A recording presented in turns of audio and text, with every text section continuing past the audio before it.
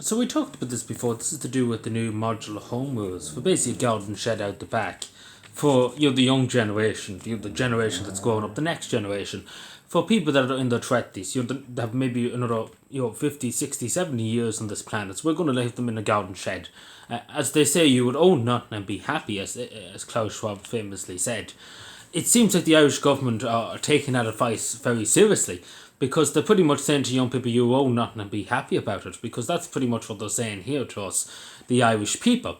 Now, obviously, for the person that's coming in off a plane with no passport, etc., five-star hotel, don't worry about that. That's all secure. Don't worry, that never will change. But if you're an Irish citizen, an Irish person working a 9 to 5, doing your best, trying to raise a family, we're going to fuck you over in every conceivable way. Because you own nothing and be happy about it, because 1984. But long story short, it's absolutely criminal, and I know we have a housing crisis, and it's okay for a short period of time for modular homes, but the government are conceiving this for a long time. People say in their 20s, for example, you get a modular home now out your back garden, you own the land, your parents' house, and you're 22. For argument's sake, say you're 22, the government expects you to stay down till you drop dead, in the garden shed, because that's what they deem. That's what they deem, because you're not entitled as an Irish citizen to have a property. How dare you? But yeah, long story short, that's what they take in their mind. It's not a short term solution; it's a long term solution. Put them in the garden shed. That's the Irish people now. That's what they take of the Irish people. The government put them in the garden shed. That I do, and everybody else in the five-star hotel.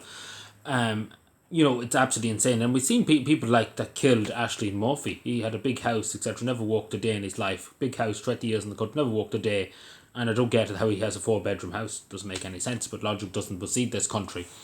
But long story short, and to put it straight to you, that if this is the future we're offering to our young people, I don't know what to tell you, because there's not much hope in it. There's not much hope anywhere if you see this kind of carry on. And then the next bit is going to show you the biggest matter. This is the next bit. The last bit is the worst bit, in my opinion.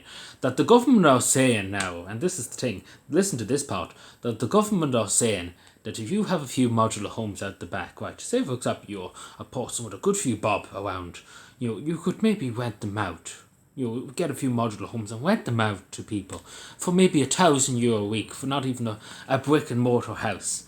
Maybe €1,000 a week, maybe more, for a small bedroom and a kitchen and maybe a cupboard. That's what they're saying, €1,000 they could, because that's what they could charge, because they can charge market rates. And this is the thing, you see how it goes now. So pretty much there'll be landlords now building modular homes out the back. Garden sheds, basically, buying sheds and woodies and putting them in the sheds. And then charging people absorbing the amount of rent to live in the garden sheds. So pretty much they take all your money, and you have a garden shed. You won't own the garden shed, but you won't own your money, because they will take your money off you. So you can see how it's own nothing and be happy, because this is sinister, particularly when they're saying about let's rent out the garden sheds to people. That's what they're saying here now.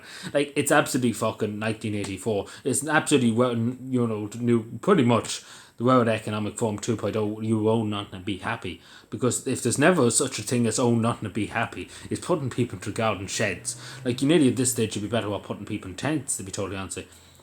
Because if you're going to say to a young person in their 20s, and even people that are, say, 15 now, going through secondary school, we're saying to them, here, when you get out of secondary school, here's a garden shed.